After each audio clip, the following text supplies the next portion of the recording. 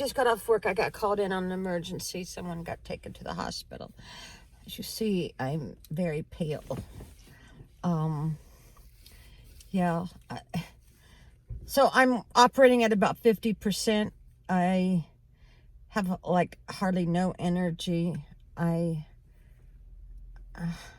Yeah. So I'm feeling a little bit more comfortable at my new job. But this video is about my daughter. My daughter is very streetwise. She was like a runaway since she was 14. And you don't want to mess with her. I'm telling you. I'm going to give you a for instance. This guy is just staring at me. What the hell? Oh, God. I guess he thinks I'm broke down or something. Oh, my God. A little bit strange. So, please don't be surprised if he doesn't come up to the window. Oh, shit. See him in that red car? What is he doing? I'm going to lock the door. I mean, I can't trust anybody. I'm a single lady. Okay. So, this is about my daughter. I took her to the movies once. Me and her daddy. And, we were watching Ants. And, she was to my right, sitting in a theater.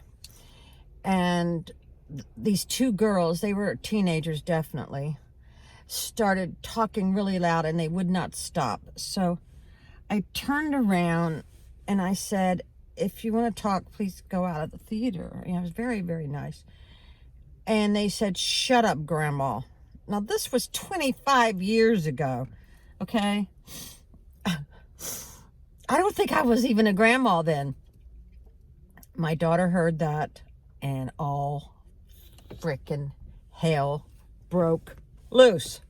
That's what she did.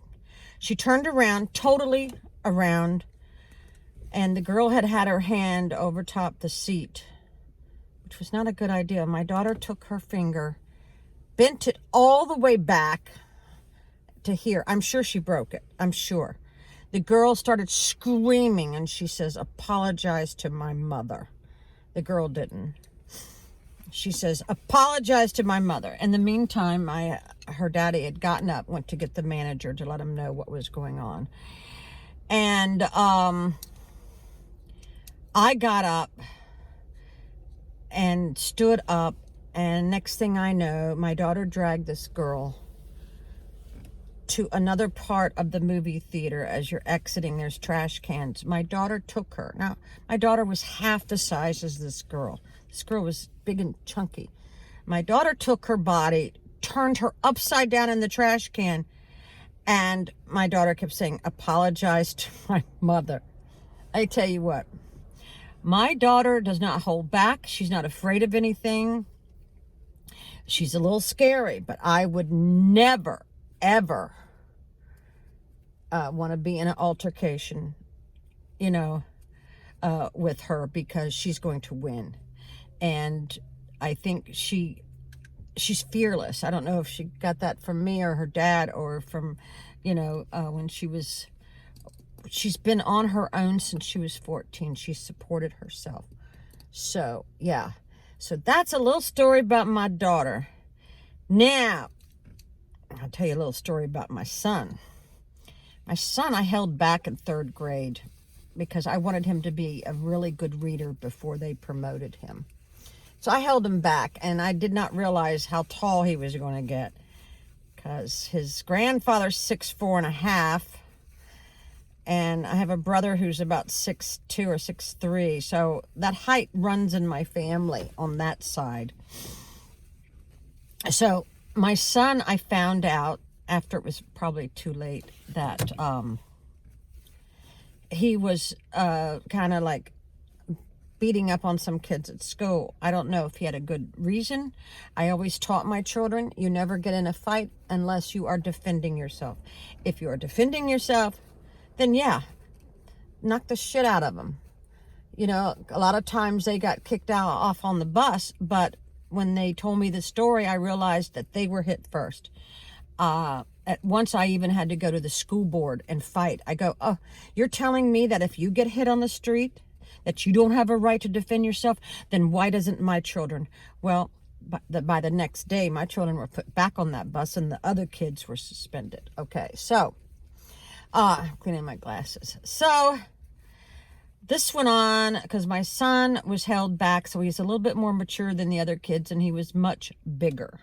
So that, I think, was part of the issue. He wasn't going to take any crap off anybody. So I told him, I said, you know what? I'm praying that somebody's going to beat the crap out of you one day because you should not be a bully. And I told him that, and I meant it. One day he came to the door with a huge black eye, and he says, Mom, don't say a word. Oh, and I'm not going to school until the black eye heals. Now, my son was an avid skater. He was very good at it. God, what was that skater's name? Tony. God, I forgot his name, but whatever. My son had skater hair. He had the most beautiful, his hair was the same length as mine. It was white because, we lived in Florida. Now, I'm a normal brunette, but his hair was, because his daddy's blonde and hair and blue eyes, his hair was as long as mine, and he had the skater cut. This guy had got a hold of my son's ponytail and just swung him around inside the bowling alley. In the world.